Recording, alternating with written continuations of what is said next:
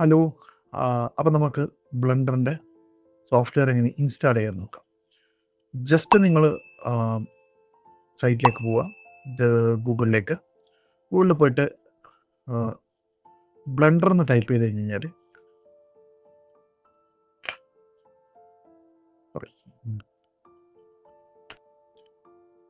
ഇത് ഫസ്റ്റ് കാണുന്ന link just click ചെയ്യുക. അതിനകത്ത് നിങ്ങൾക്ക് ഇവിടെ ഡൗൺലോഡ് ബ്ലെൻഡർ ഉണ്ടാവും. ഡയറക്റ്റ് ഡൗൺലോഡ് ചെയ്യുക, ജസ്റ്റ് ക്ലിക്ക് ചെയ്യുക, ഡൗൺലോഡ് ചെയ്യുക, ദാറ്റ്സ് ഇറ്റ്. ഒന്നുമില്ല പരിപാടി. ഇനി നിങ്ങൾക്ക് പഴയ വേർഷൻസ്, അതായത് ഇത് പോരാ, എനിക്ക് ഇതിൻ്റെ പഴയ വേർഷനുകൾ വേണമെന്നുണ്ടെങ്കിൽ ഡൗൺലോഡ് പോയി കഴിഞ്ഞ് കഴിഞ്ഞാൽ നിങ്ങൾക്ക് ഇവിടെ പ്രീവിയസ് വേർഷൻസ് ഉണ്ടാവും. അതിൽ ക്ലിക്ക് ചെയ്യുക, ഡൗൺലോഡ് ബ്ലെൻഡർ എനി വേർഷൻ കുറിച്ച് ക്ലിക്ക് ചെയ്യുക. അതിൽ ഒന്നാമത്തെ വേർഷൻ മുതൽ ഇപ്പോൾ ഇറങ്ങിയ വേർഷൻ വരെ അതിനകത്തുണ്ട്. ജസ്റ്റ് ക്ലിക്ക് ചെയ്യുക, ഡൗൺലോഡ് ചെയ്യുക, ഇൻസ്റ്റാൾ ചെയ്യുക, ദാറ്റ്സ് ഇറ്റ്. അപ്പോൾ ഞാനിതിൻ്റെ ഓൾറെഡി ഇതിൻ്റെ 5 ഞാൻ ഇൻസ്റ്റാൾ ചെയ്തിട്ടുണ്ട്. പക്ഷേ എൻ്റെ പ്രശ്നം, ഞാനിതിലൊക്കെ തീംസ് കൊടുത്തിട്ടുണ്ട്. അതേപോലെ തന്നെ എൻ്റെ ആഡ് ഓണുകളും കാര്യങ്ങളൊക്കെ ഉണ്ട്. അപ്പോൾ നിങ്ങൾ ഷോർട്ട് കട്ടുകളും കാര്യങ്ങളൊക്കെ വ്യത്യാസമായിരിക്കും. അപ്പോൾ നിങ്ങൾക്ക് മനസ്സിലാവില്ല. ഞാൻ എൻ്റെ ഷോർട്ട് കട്ട് എങ്ങനെ കൊടുക്കുന്നു എന്ന് കണ്ടു കഴിഞ്ഞാൽ മാത്രമേ നിങ്ങൾക്ക് നിങ്ങളുടെ ഷോർട്ട് കട്ട് അപ്ലൈ ചെയ്യാൻ പറ്റുള്ളൂ. സോ അത് നമുക്ക് വേറെ തന്നെ ചെയ്യാം. അപ്പോൾ ഞാൻ ഇതൊന്നും ഇല്ലാതെ നിങ്ങൾ ഡൗൺലോഡ് ചെയ്ത് കഴിഞ്ഞാൽ ബ്ലെൻഡർ എങ്ങനെയാണ് ഉണ്ടാവുക, അത് ഞാൻ എങ്ങനെയാണ് കാണിച്ചു തരാം. അപ്പം ഞാനിതിൻ്റെ അകത്ത് 5.1 ബീറ്റ എന്നൊരു വേർഷൻ ഉണ്ട്. അതായത് ടെസ്റ്റിംഗ് വേർഷനാണ് 5.1 ബീറ്റ. വ്യത്യാസങ്ങളൊന്നുമില്ല രണ്ടും തമ്മിൽ. 5 ഒന്ന് തന്നെയാണ്, 5.1 ഒന്ന് തന്നെയാണ്. കുറച്ച് ഉള്ളിലത്തെ കാര്യങ്ങളിൽ മാത്രമേ മാറ്റമുള്ളൂ. അത് നിങ്ങളെ എഫക്റ്റ് ചെയ്യാൻ പോകുന്നില്ല. സോ 5.1 ബീറ്റ ഞാൻ ഡൗൺലോഡ് ചെയ്തിട്ട് ഇവിടെ വെച്ചിട്ടുണ്ട്. ജസ്റ്റ് ഇതിൽ ഞാൻ ഡബിൾ ക്ലിക്ക് ചെയ്ത് കഴിഞ്ഞാൽ, നിങ്ങൾ ഇൻസ്റ്റാൾ ചെയ്ത് കഴിഞ്ഞ് കഴിഞ്ഞാൽ നിങ്ങൾക്കൊരു ഐക്കൺ ഡെസ്ക്ടോപ്പിൽ വരും. ബ്ലെൻഡർ എന്നിട്ട് ജസ്റ്റ് ഡബിൾ ക്ലിക്ക് ചെയ്യുക, അതിനകത്തേക്ക് കയറുക. ഒന്നുമില്ല വേറെ പരിപാടി. ഇതാണ് ജസ്റ്റ് ഇൻസ്റ്റാൾ ചെയ്യുക, പരിപാടി കഴിഞ്ഞു, ഓപ്പണായി. ഒരു പരിപാടികളുമില്ല. ബ്ലെൻഡർ ഒരു ബ്ലെൻഡറാണ്. നിങ്ങൾ ഡിഫോൾട്ടായിട്ട് നിങ്ങൾക്ക് ഇവിടെ ഒരു ക്യൂബും ഒരു ക്യാമറയും ഒരു ലൈറ്റും, ഈ 3 സാധനങ്ങൾ കാണാൻ പറ്റും. ഓക്കെ, ഇനി നമുക്ക് നിങ്ങൾക്ക് ഇവിടെ ശ്രദ്ധിച്ച് കഴിഞ്ഞാൽ കാണും ഒരു മൗസിൻ്റെ ബട്ടൺ വന്നിട്ടുണ്ട്. ഇതെന്തിനാണെന്ന് വെച്ച് കഴിഞ്ഞാൽ ഞാൻ സ്ക്രീൻ കാസ്റ്റ് ചെയ്യേണ്ടിയിട്ട് വെച്ചാണ്. അതായത് ഞാൻ ഇവിടെ കൊടുക്കുന്ന ഷോർട്ട് കട്ടുകൾ, അതേപോലെ തന്നെ അടിക്കുന്ന ലെറ്റേഴ്സ്, ക്ലിക്ക് ചെയ്യുന്ന മൗസിൻ്റെ ഏത് ബട്ടണാണ് ക്ലിക്ക് ചെയ്യുന്നത്, അതൊക്കെ ഇവിടെ ഹൈലൈറ്റ് ആവും. ഓക്കെ, ഫസ്റ്റ് നമുക്ക് ഇതിൽ പഠിക്കേണ്ടത് വ്യൂ പോർട്ട് എങ്ങനെ മൂവ് ചെയ്യുന്നു. സോ 3D Max ഒക്കെ ഉപയോഗിക്കുന്ന ആൾക്കാർക്ക് ഒബ്വിയസ്ലി അറിയാം മൂവ് ചെയ്യാനും റൊട്ടേറ്റ് ചെയ്യാനൊക്കെ. പക്ഷേ എങ്കിൽ ബ്ലെൻഡറിലേക്ക് വരുന്ന സമയത്ത് ഇവിടെ മിഡിൽ മൗസ് ബട്ടൺ ഇവിടെ നിങ്ങൾക്ക് ഹൈലൈറ്റ് ആവും. ഈ ബട്ടണാണ് നമ്മൾ ഇതിനെ ഇങ്ങനെ റൊട്ടേറ്റ് ചെയ്യാൻ ഉപയോഗിക്കുന്നത്. അതായത് നമ്മളിപ്പോൾ ഒബ്ജക്റ്റിനെ വെച്ചിട്ട് നമുക്ക് ഇങ്ങനെ റൊട്ടേറ്റ് ചെയ്ത് പോകാൻ വേറെ ഒന്നും വേണ്ട, ജസ്റ്റ് മിഡിൽ മൗസ് ബട്ടൺ മാത്രം മതി. ഇനി ഷിഫ്റ്റ് പ്രസ് ചെയ്തിട്ട് മിഡിൽ മൗസ് ബട്ടൺ യൂസ് ചെയ്യുന്നതാണെങ്കിൽ നമുക്കിത് പാൻ ചെയ്യാൻ പറ്റും. ഒരു ഒബ്ജക്റ്റിന് ഇങ്ങനെ വെച്ചിട്ട് നമുക്ക് പാൻ ചെയ്യാനോ എന്തിനും അതിന് പറ്റും. ഇനി നമ്മൾ ഒരു ഒബ്ജക്റ്റ് സെലക്ട് ചെയ്തിട്ട് നമുക്ക് ആ ഒബ്ജക്റ്റിലേക്ക് സൂം ചെയ്യാൻ നമ്മൾ മൗസിൻ്റെ സ്ക്രോൾ ബട്ടണാണ് ഉപയോഗിക്കുന്നത്. സ്ക്രോൾ ബട്ടൺ ഉപയോഗിച്ചിട്ട് നമുക്ക് ആ ഒരു ഒബ്ജക്റ്റിലേക്ക് സ്ക്രോൾ ചെയ്യാൻ പറ്റും. അപ്പോൾ മനസ്സിലായിട്ടുണ്ടോ? മിഡിൽ ബട്ടൺ റൊട്ടേറ്റ് ചെയ്യുക, ഷിഫ്റ്റ് മിഡിൽ ബട്ടൺ പാൻ ചെയ്യുക, സ്ക്രോൾ ബട്ടൺ സ്ക്രോൾ ചെയ്യുക. ഇനി നമ്മളിപ്പോൾ കുറച്ച് ദൂരത്തായി പോയി നമുക്ക് ആ ഒരു ഒബ്ജക്റ്റിന് അടുത്തേക്ക് വേണമെന്നുണ്ടെങ്കിൽ നിങ്ങൾ പിന്നെ ഇവിടെ സ്ലാഷ് ബട്ടൺ പ്രസ് ചെയ്ത് കഴിഞ്ഞാൽ നമ്മൾ എവിടെയാണോ ദൂരത്തുള്ളത് സെലക്ട് ചെയ്ത ഒബ്ജക്റ്റിലേക്ക് ഓട്ടോമാറ്റിക്കായിട്ട് അത് സൂം ചെയ്ത്. സോ ഇതെങ്കിലും മനസ്സിലായിട്ടുണ്ടാവുമെന്ന് വിചാരിക്കണം. സോ ഇതാണ് നമ്മുടെ പിന്നെ മെയിൻ വ്യൂ പോർട്ട് മൂവ്മെൻറ്റ് എന്ന് പറയുന്നത്. ഇനി നമ്മൾ 3D Maxൽ കണ്ട പോലെ നമുക്ക് 3D Maxൽ 4 ഡിവൈഡായിട്ട് കാണിക്കുന്നുണ്ട്. ഇതിൻ്റെ ടോപ്പ് കൂടെ റൈറ്റ്, ലെഫ്റ്റ്, പെർസ്പെക്റ്റീവ് എന്നൊക്കെ പറഞ്ഞിട്ട് 4 കള്ളിയായിട്ട് കാണിക്കുന്നുണ്ട്. അതെങ്ങനെ ഇതിൻ്റെ അകത്ത് വരുമെന്ന് വെച്ച് കഴിഞ്ഞാൽ, നമുക്ക് വ്യൂ പോർട്ടിൽ വ്യൂവിൽ ഏരിയയിൽ ഇവിടെ ടോഗിൾ ക്വാഡ് വ്യൂ എന്ന് പറഞ്ഞിട്ട് കണ്ട കൺട്രോൾ ഓൾട്ട് ക്യൂ പ്രസ് ചെയ്ത് കഴിഞ്ഞാൽ നമ്മുടെ വ്യൂ പോർട്ടിങ് 4 പീസായിട്ട് മാറും. സോ ഇത് ടോപ്പ് വ്യൂ ആണ്, ഇത് പെർസ്പെക്റ്റീവ് വ്യൂ ആണ്, ഇത് ഫ്രണ്ട് വ്യൂ ആണ്, ഇത് റൈറ്റ് വ്യൂ ആണ്. അങ്ങനെ നമുക്ക് 3D Maxൽ വർക്ക് ചെയ്ത് ശീലിച്ച് വന്ന ആൾക്കാർക്ക് പെട്ടെന്ന് ഇതിൽ മാറാൻ ബുദ്ധിമുട്ടുണ്ടെങ്കിൽ ഇങ്ങനെ ചെയ്തിട്ട് നോക്കാം. അങ്ങനെ അതല്ലാതെ ഇതിന് വേറെയും കുറച്ച് ഉപകാരങ്ങളും എന്ന് പറഞ്ഞുകൂടാ, യൂസുകളുണ്ട്. അതെങ്ങനെയാണെന്ന് വെച്ച് കഴിഞ്ഞാൽ, നമ്മൾ ഇപ്പോൾ ഒരു കോർണറിലേക്ക് വന്നു കഴിഞ്ഞാൽ നിങ്ങൾക്ക് മനസ്സിലാവും അവിടെ ഒരു പ്ലസ് ബട്ടൺ വന്നതെന്ന് കാണാം. ഓക്കെ, ഒരു പ്ലസ് ഈ കോർണറിൽ വന്നാലും കിട്ടും, ഈ കോർണറിൽ വന്നാലും കിട്ടും, ഈ കോർണറിൽ വന്നാലും കിട്ടും.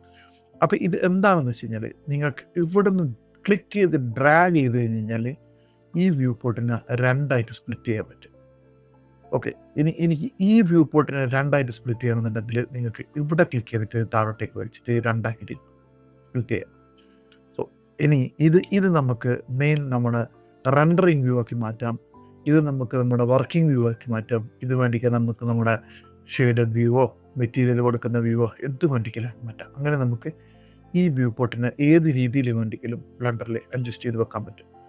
ഇനി ഈ വ്യൂ പോർട്ടിനെ തമ്മിൽ ഫസ്റ്റ് യൂസ് ചെയ്യുന്ന സമയത്ത് എന്തായാലും കൺഫ്യൂഷൻ വരും. അയ്യോ ഇതെങ്ങനെ പോക്കുക എന്നുള്ളത്. ജസ്റ്റ് റൈറ്റ് ബട്ടൺ ക്ലിക്ക് ചെയ്യുക, ജോയിൻ റൈറ്റ് കൊടുത്തു കഴിഞ്ഞാൽ ഇത് വലത്തോട്ടേക്ക് ജോയിൻ്റ് ആവും. ഇത് ക്ലിക്ക് ചെയ്തിട്ട് ജോയിൻ ഡൗൺ കൊടുത്തു കഴിഞ്ഞാൽ ഇത് താഴോട്ടേക്ക് ജോയിൻ്റ് ആവും. നിങ്ങൾക്ക് ഇനി വേണമെന്നുണ്ടെങ്കിൽ ഇവിടെ നിന്ന് ജസ്റ്റ് ഡ്രാഗ് ചെയ്താൽ മതി, ഈ സാധനം പിന്നെയും സ്പ്ലിറ്റ് ആവും രണ്ടായിട്ട്. മനസ്സിലായില്ലേ? അത്രയാണ് സംഭവം. സോ അതാണ് നമ്മുടെ വ്യൂ പോർട്ട്. ഇനി നമുക്ക് ഇതിൻ്റെ അകത്ത് മെയിനായിട്ട് വരുന്നത് യൂണിറ്റ് സെറ്റപ്പാണ്. അപ്പോൾ നമുക്ക് എങ്ങനെ യൂണിറ്റ് സെറ്റ് ചെയ്യാൻ പറ്റും? ജസ്റ്റ് ഇവിടെ നിങ്ങൾ വന്നു കഴിഞ്ഞാൽ ഒരു സീൻ എന്ന് പറഞ്ഞിട്ട് കണ്ട സീൻ, അതിൻ്റെ പിന്നെ ഉള്ളിൽ യൂണിറ്റ് എന്ന് പറഞ്ഞിട്ട് ഒരു ഓപ്ഷൻ ഉണ്ട്. ജസ്റ്റ് അതിലേക്ക് പോവുക. മെട്രിക്കിലാണുള്ളത്. നിങ്ങൾക്ക് പിന്നെ ഇമ്പീരിയൽ വേണ്ടുന്നതിൽ ഇമ്പീരിയൽ എടുക്കാം, മെട്രിക് വേണ്ടുന്നതൊക്കെ മെട്രിക് എടുക്കാം. ഞാൻ മെട്രിക്കിൻ്റെ അകത്ത് ഈ മീറ്റർ എന്നുള്ള സ്ഥലത്ത് മില്ലിമീറ്റർ എന്ന് കൊടുത്തു. ഓക്കെ, നിങ്ങളിപ്പം ഈ ഒരു ക്യൂബിൻ്റെ സൈസ് എത്രയാണെന്ന് നോക്കി കഴിഞ്ഞാൽ ജസ്റ്റ് എൻ പ്രസ് ചെയ്ത് കഴിഞ്ഞാൽ ഈ ഒരു പാനൽ ഓപ്പൺ ആവും ഇവിടെ നിന്ന് ഇങ്ങോട്ടേക്കുള്ളത്. ഈ എന്നിൻ്റെ അകത്ത് നിങ്ങൾക്ക് ഇവിടെ ഡയമെൻഷൻ എന്ന് പറഞ്ഞില്ലേ, അതിൻ്റെ അകത്ത് ഇതിൻ്റെ സൈസസ് ഉണ്ട്. സോ ഇതിൽ ക്ലിക്ക് ചെയ്ത് കഴിഞ്ഞ് കഴിഞ്ഞാൽ നമ്മൾ ഇവിടെ എന്ത് ചേഞ്ചസ് വരുത്തുന്നോ ആ ചേഞ്ചസ് ഇവിടത്തേക്കും കാണാം. ഇപ്പോൾ 5 മീറ്റർ ആയിട്ടുണ്ട്.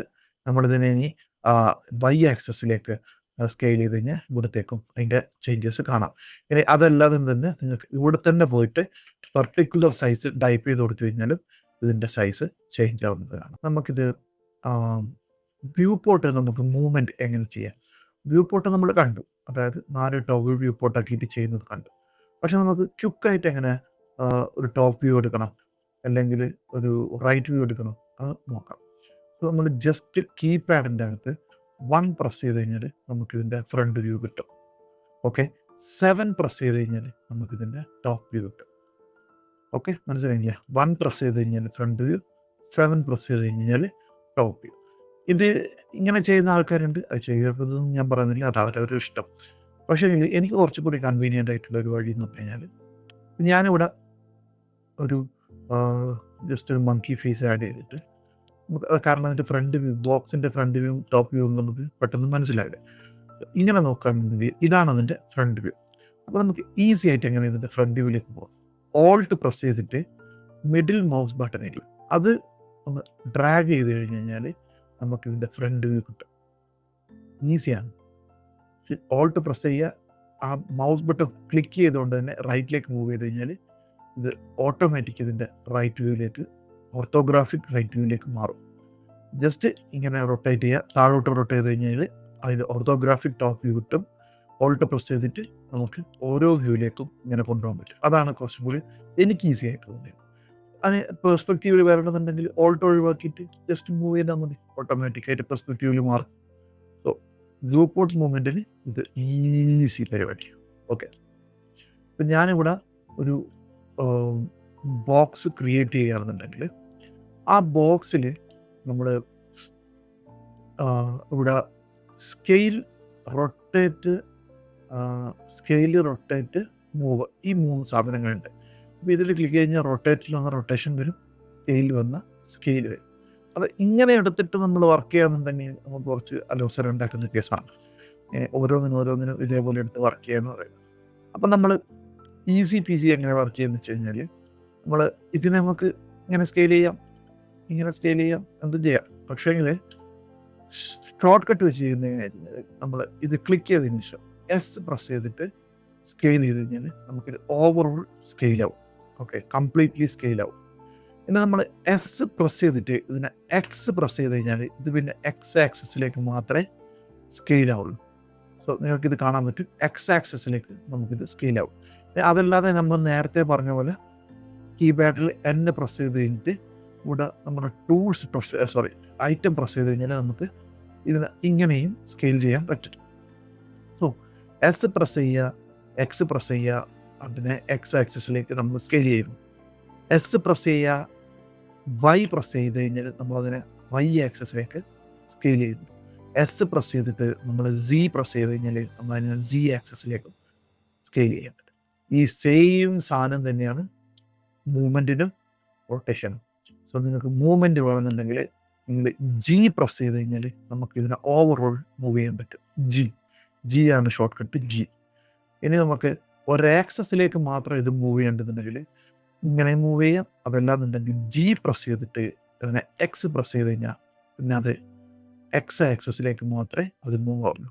അതേപോലെ ജി പ്രസ് ചെയ്തിട്ട് നിങ്ങളുടെ വൈ പ്രസ് ചെയ്ത് കഴിഞ്ഞാൽ വൈ ആക്സസിൽ മാത്രമേ മൂവ് ആവുള്ളൂ.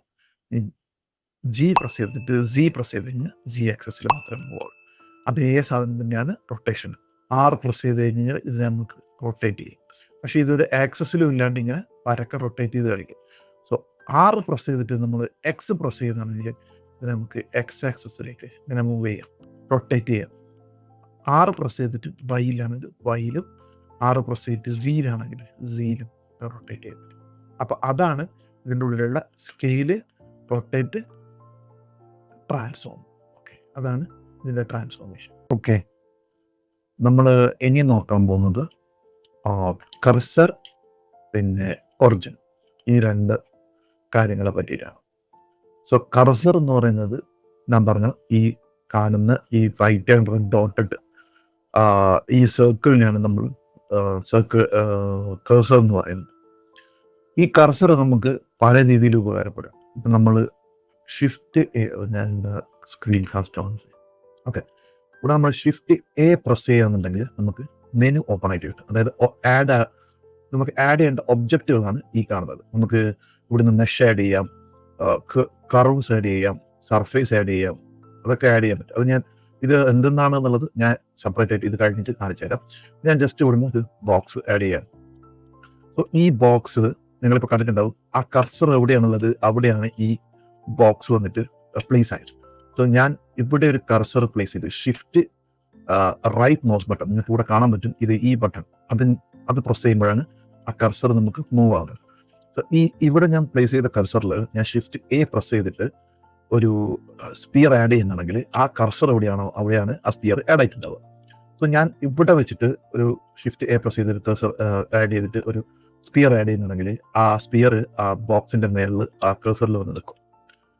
അപ്പോൾ അതാണ് ഈ കർസറിന്റെ മെയിൻ യൂസ്. നമുക്ക് എവിടെ വേണ്ടിക്കലും ഇതിനെ മൂവ് ചെയ്യാൻ പറ്റും. ഇതിനൊരു വലിയ ഇമ്പോർട്ടൻറ്റ് റോള് നമ്മുടെ ബ്ലെൻഡറിലുണ്ട് ഈ കർസർ എന്ന് പറയുന്ന സാധനത്തിൽ. ഓക്കെ, ഈ കർസറിനെ നമുക്ക് വേറെ ഏതൊക്കെ രീതിയിൽ ഉപയോഗിക്കാം എന്നുള്ളതാണ് എനിക്ക് കാണാൻ പോകുന്നത്.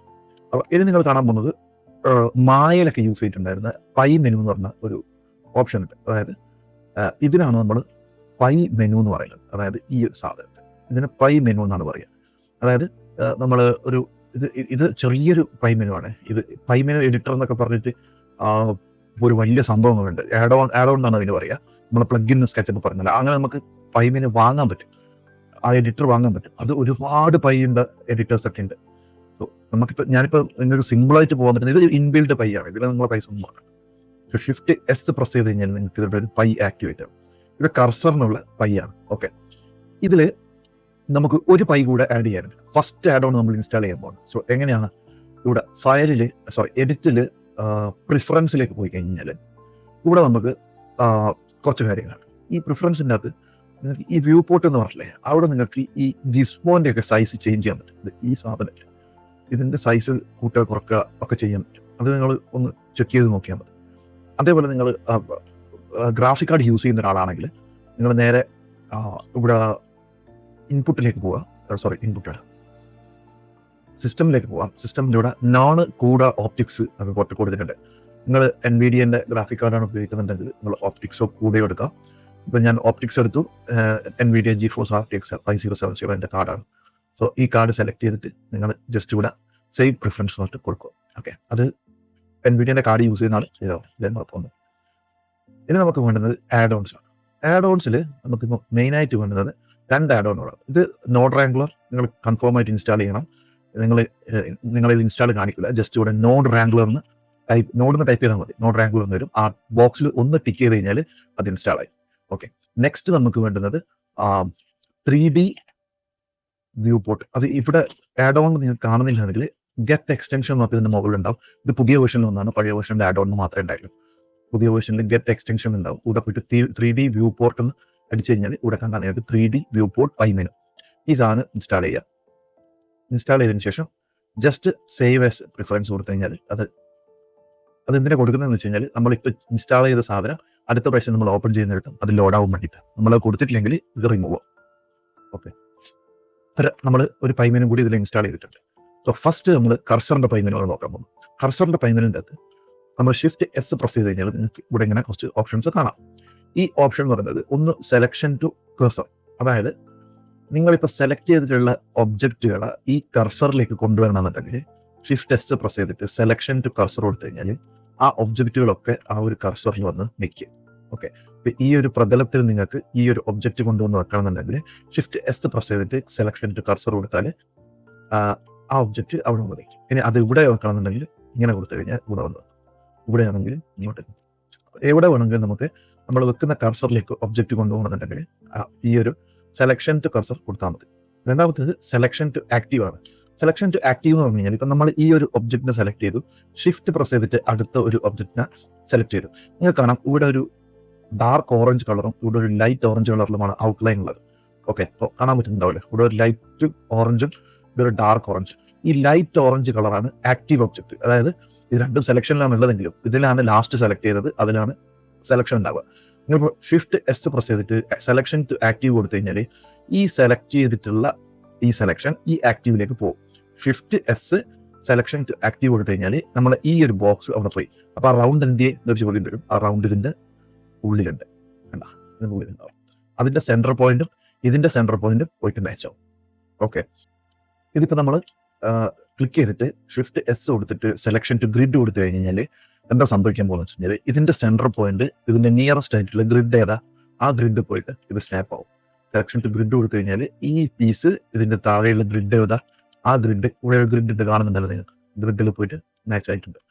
സോ അതാണ് selection to grid. Cursor to active എന്ന് പറഞ്ഞു കഴിഞ്ഞാൽ ഇപ്പം നമ്മളെ കർസർ കിടക്കുന്നത് ഇവിടെയും നമ്മളെ ഒബ്ജക്റ്റ് കിടക്കുന്നത് ഇവിടെയാണ്. അപ്പൊ നമ്മൾ ഈ കർസറിനെ ഈ ഒബ്ജക്റ്റിലേക്ക് കൊണ്ടുവരണമെന്നുണ്ടെങ്കിൽ ഷിഫ്റ്റ് എസ് പ്രസ് ചെയ്തിട്ട് കർസർ ടു ആക്റ്റീവ് കൊടുത്താൽ മതി.